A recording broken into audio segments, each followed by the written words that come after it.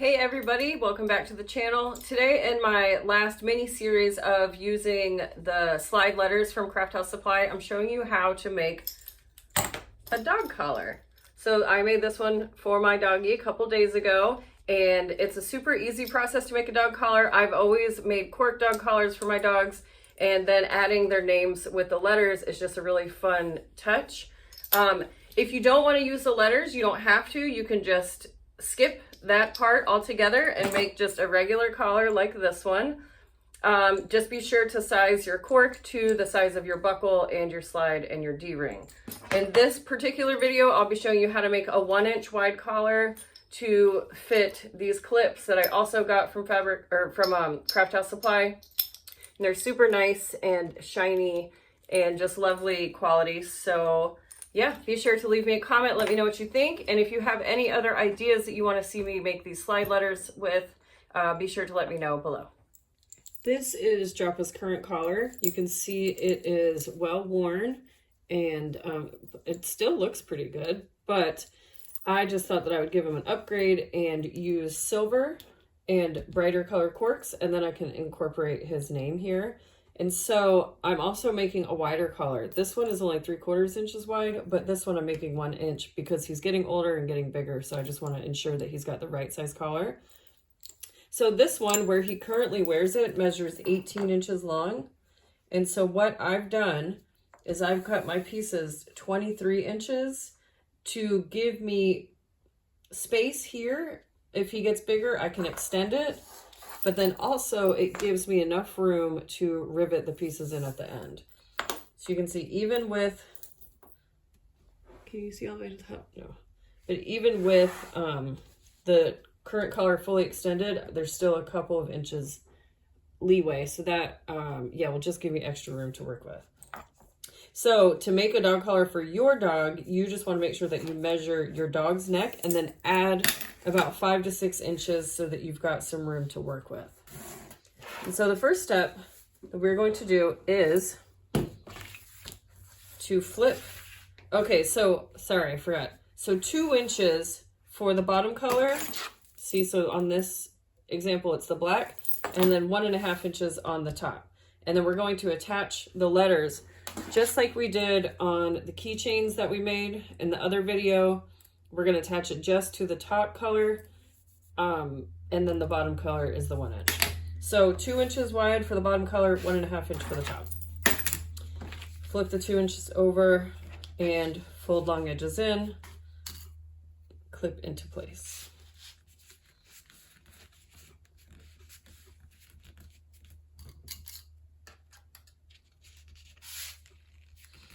You can see my cut was not quite 2 inches, so I am going to be sure to leave a little bit of a gap, but just cut yours correctly and you won't have to do what I'm doing.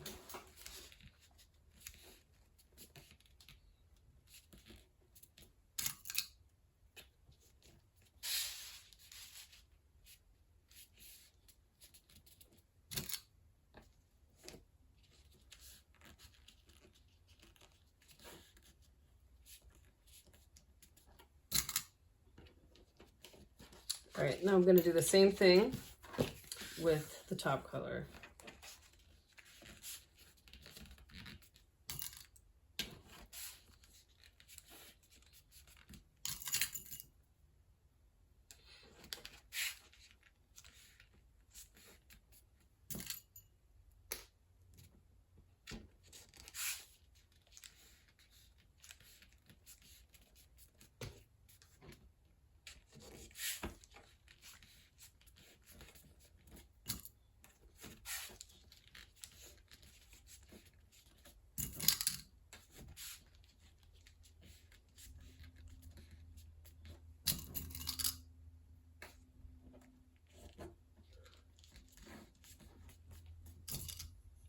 Now I'm going to go over to the machine and I'm going to stitch both down all 4 edges using a 1/8 seam allowance.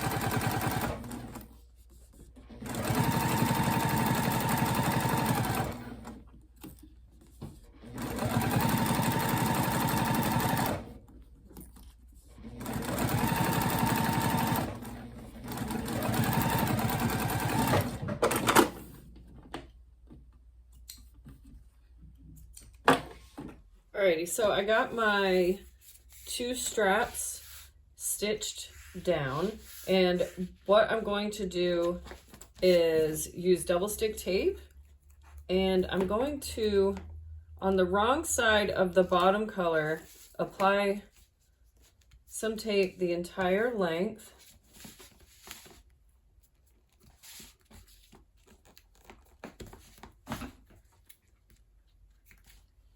And then I'm gonna lay the top color right side up. So top and bottom are wrong sides together, just to clarify. And when I'm laying this top piece on this bottom piece, I want to make sure that it's centered on the top and bottom, like so.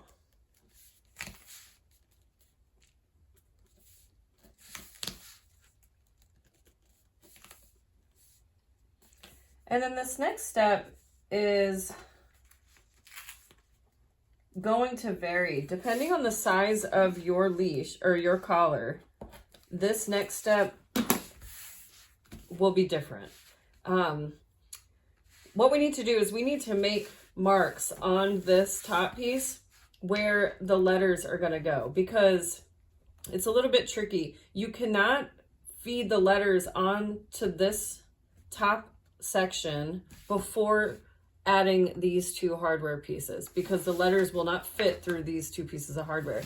So you kind of have to think a few steps ahead and then work backwards. So what I'm going to do is from the right edge of my collar, I'm going to measure 11.5 inches and make a mark.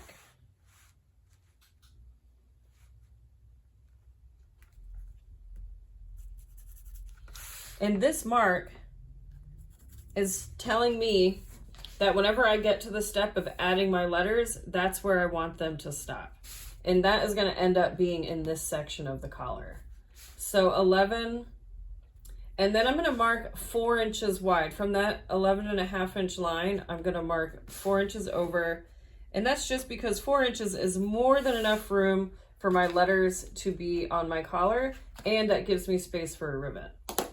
So now that I have those 2 marks, what I'm going to do is I'm going to go back and stitch this top piece of cork to the bottom piece, because right now it's just stuck with double stick tape, and I don't want that for the long run. So I'm going to go back and I'm going to add a row of stitching here just inside this. So it's a little off, but just inside the stitching on my top level. And that's going to create a stitch line right down the center of this back piece. But so I'm going to stitch up to this mark, the 11.5 inch mark, and then back down to that side.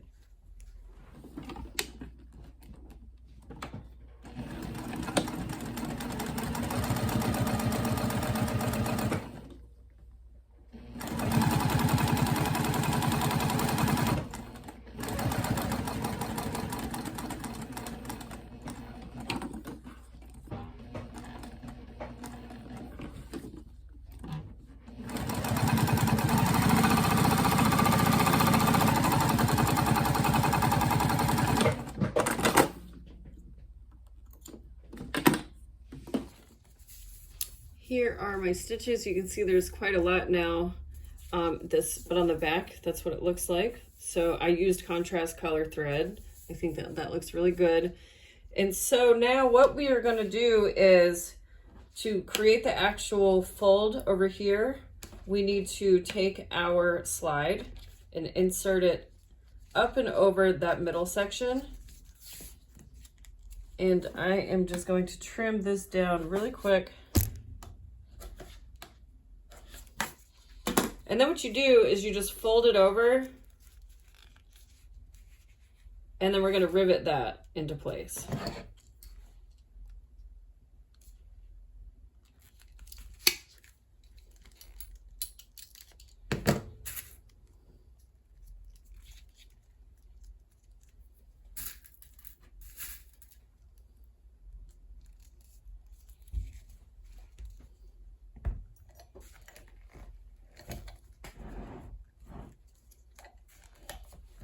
There we go.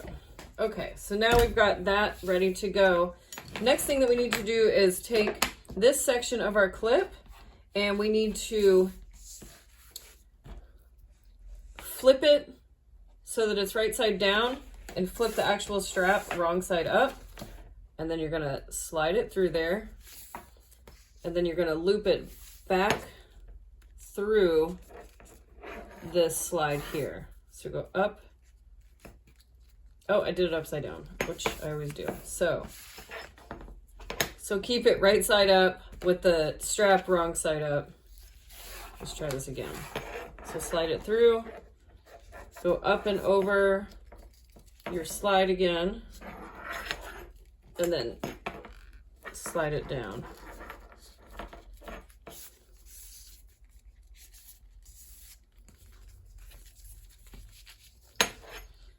Then we're just going to slide it all the way down. And see, I can see it resembles that side. So now we are ready to insert our letters.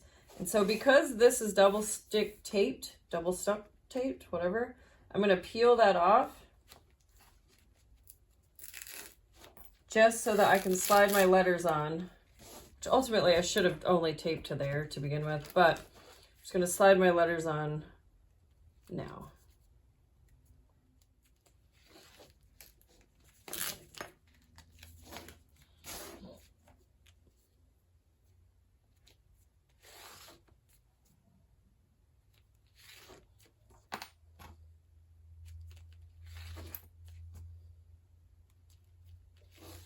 Alrighty, so I want to be sure that I leave a little bit of a gap sticking to the double stick tape, which is ultimately what we want, but I'm just going to pull it up so that I can move these guys over. Because I'm going to add a rivet, so I'm going to leave a little bit of space to the left of the J.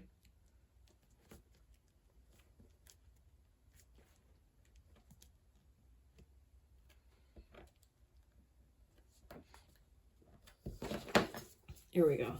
So I can add a rivet right there, and then I'm going to add a rivet right here on the other side of the A.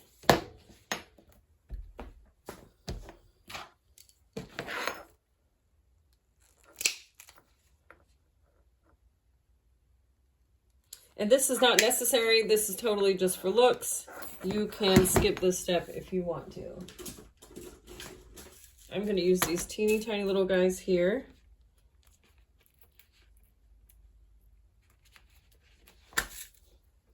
These are 4mm rivets.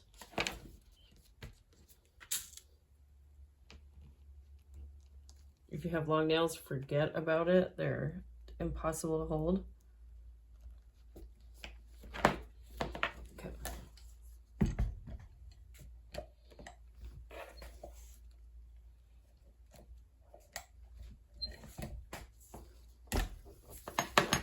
There, so now we have our letters on. And the next step that we need to do is now we need to go back and stitch up this right side like we did on the left, how we did the double stitch lines. So we need to go back and add those here. And I'm just gonna come up to that other line that I drew and then sew back down. So I'll be right back. Okay, got that all stitched down. I accidentally got some permanent marker on my cork, bummer. But here we go. So this is what it looks like close up. So I stitched just right up near that rivet. So that's nice and even. And then that double stick tape is holding my letters into place. And then now we just need to finish off the collar. So the next thing that you need to put on is your D-ring. And then this other half of the clip. And you want to make sure that you're clipping it, or that the clip will work correctly. So when you put it on, make sure that you're facing the clip in the right direction. And then I'm just going to slide my clip over to about 1.5, maybe a little bit longer. Just over 1.5, about 2 inches. And then what you're going to do is you slide your D-ring back up and in there. You want to make sure that you have enough room to rivet on either side of your D-ring. Alternatively, you could stitch, move your D-ring, do a good line of stitching here, slide your D-ring back up, and then stitch on the other side. I just prefer the way that the rivets look, and I find that they are sturdy enough, but use your own judgment when it comes to this, especially if this is the only collar that your dog is going to be wearing. So, yeah. Okay, so I'm just going to trim this edge down first. And now, I'm just going to move my D-ring out of the way, and I'm going to put a rivet as close to this clip as I can get, but you need to allow enough space for the press to be able to push the rivet down nicely without bending it, or yeah, whatever. I think you know what I'm trying to say. Give it enough room. Okay, so get this one into place. Alrighty, and then you slide your D-ring back up. You're gonna make it touch, or make it get as tight as you can over there, or up next to this other rivet. And now from the back side, just to make sure that I get enough, or just to make sure that I rivet it in the right spot and that I catch the back. I did it from the wrong side.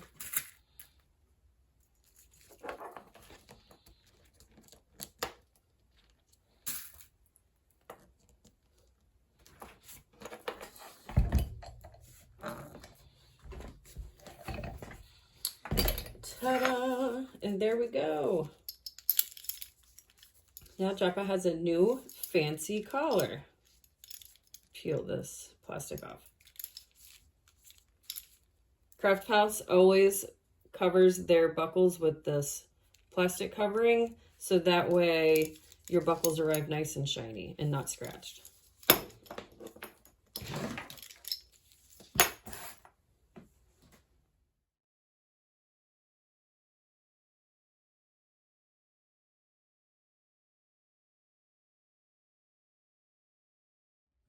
I hope that you enjoyed that quick video on how to make a cork dog collar. Be sure to leave me a comment below and let me know what you thought. And again, if you have any other ideas for these slide letters, be sure to leave me a comment and let me know what you want to see me make. And until next time, I hope that you guys are all safe and happy and healthy out there. Be kind to one another, and I will, oh, sorry for the cat butt. We will see you soon.